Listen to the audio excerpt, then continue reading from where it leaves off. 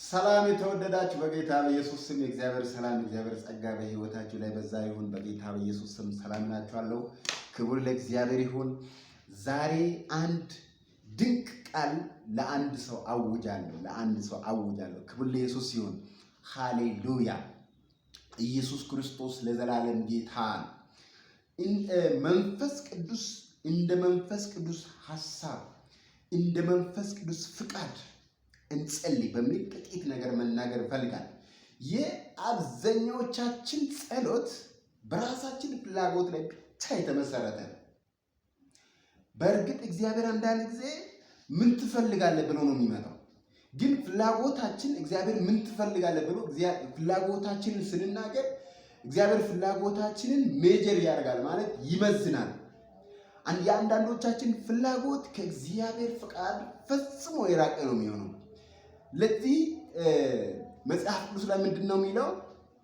መንፈስ ቅዱስ ድካማችንን ያግዛል። ሮሜ ላይ እንዴት እንድንጸልይ እንደሚገባ አናውቅምና፣ ነገር ግን መንፈስ ቅዱስ ራሱ በማይነገር መቃተት ይማልዳልና፣ ልብንም የሚመረምረው የመንፈስ ሐሳብ ምን እንደሆነ ያውቃል። እንደ እግዚአብሔር ፍቃድ ስለ ቅዱሳን ምን ያደርጋል? ይማልዳል። እንደማን ፍቃድ? እንደ እግዚአብሔር ፍቃድ። የብዙዎቻችን ጸሎት ቤዝ የሚያደርገው ወይንም ፎከስ የሚያደርገው ምንድነው? በራሳችን ፍላጎት ብቻ። ስለዚህ እንደ እግዚአብሔር ቃል እንደ መንፈስ ቅዱስ ሐሳብ ጸሎታችንን በመቃኘት በማስተካከል ሳምሱድ በማድረግ እንጸልይ። ለዚህ መጽሐፍ ቅዱስ ላይ ለምሳሌ እግዚአብሔር መጣና ንጉሱ ሰለሞን ጋር መጥቶ ምን እንድሰጥ ትሻለህ ለምነኛ ነው። በዛን ጊዜ ዝና አላለም፣ ብልጽግና አላለም፣ ደግሞ የጠላትን ነፍስ አሳልፈ ስጠኝ አላለም። በዚህ ህዝብ ላይ የሾምከኝ አንተ ነህ፣ ይሄ ህዝብ ትልቅ ህዝብ ነው፣ ያንተ ህዝብ ነው፣ መምራት አልችልም ጥበብ ካልሰጠኝ፣ እውቀት ካልሰጠኝ አለ። እግዚአብሔር ደስ አለው። ከዛ ምንድነው ሰጣለሁ።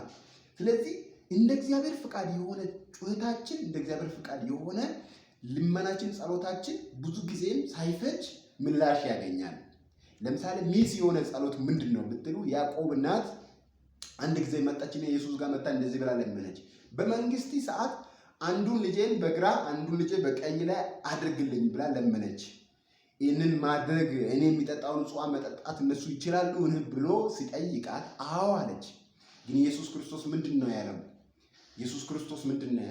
ይሄ አብ በራሱ ፍቃድ የወሰነው ነው እንጂ እኔ በጸሎት በጩኸት የሚሰጠው አይደለም ማለት። አንዳንዶቻችን ጸሎት መፈተሽ አለበት። በእግዚአብሔር ቃል ሳምሱድ መደረግ አለበት፣ መስተካከል መቻል አለበት ወገኖች። ይሄ ነው አሁን የአብዛኞቻችን ጸሎታችን የዘገየው፣ ጸሎታችን የቆየው በዚህ ምክንያት ነው። እስኪ ለመጨረሻ ጊዜ ያዕቆብ 1:4 ላይ ያለውን ቃል አንብበን ይህን መልእክት እንጨርሳለን ማለት ነው። ክብር ለኢየሱስ ይሁን። ስለዚህ ዝም ብለን በቃ እየከነፋን ከምንጸልይ ትንሽ ጸሎታችን በእግዚአብሔር ቃል የተቃኘ የተስተካከለ ቢሆን ከብዙ ከመታገልና በእግዚአብሔር ላይ ኮምፕሌን ከማድረግ ይታደገናል ማለት ነው። እግዚአብሔርን በማወቅ የምናደርገው እግዚአብሔርን በመረዳት እግዚአብሔር ምን አይነት አምላክ እንደሆነ በማወቅ ብናደርግ ጥሩ ነው ብዬ አስባለሁ። እንደዚህ ይላል ያዕቆብ 4 ላይ በእናንተ ዘንድ ጦርና ጠብ ከወዴት ይመጣሉ? በብልቶቻችሁ ውስጥ ከሚዋጉ ከነዚህ ከምቾቶቻችሁ አይደሉምን? ትመኛላችሁ፣ ለእናንተም አይሆንም፣ ትገላላችሁ፣ በብርቱም ትፈልጋላችሁ፣ ልታገኙም አትችሉም፣ ትጣላላችሁ፣ ትዋጋላችሁ፣ ነገር ግን አትለምኑምና ለእናንተ አይሆንም፣ ትለምናላችሁ፣ በምቾቶቻችሁም ትከፍሉ ዘንድ በክፉ ትለምናላችሁና አትቀበሉም ያለ ይናገራል። ለራስ ግል ጥቅም ጸሎታችን በእግዚአብሔር ፍቃድ ላይ የተመሰረተ ሲሆን እግዚአብሔርን የሚያከብር ይሆናል ማለት ነው። ለአንተ ክብር ከሆነ ብለን መለመን መቻል አለብን።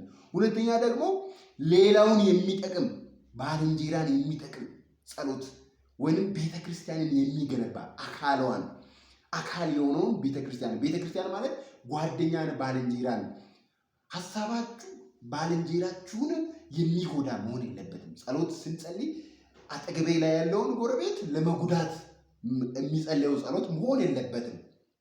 ሶስተኛ ደግሞ ምንድነው? ለኔ አክሊል ያዘለ አክሊል ሽልማት ሪዋርድ የሚያደርገኝ መሆን አለበት። በእነዚህ ሶስቱ ነገር ላይ አንድ ለእግዚአብሔር ክብር፣ ሁለት ደግሞ ጎንዮሽ ይሄ ወገኔን ይጠቅማሉ የሚል መሆን አለበት።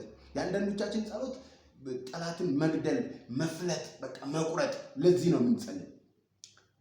ሌላው ደግሞ ሽልማት እኛን የሚያሸልመን መሆን አለበት። በዚህ ነገር ላይ ትኩረት ማድረግ መቻል አለበት። እንዲህ ሲሆን ጸሎታችን እጅግ የሰመረ ይሆናል ማለት ነው።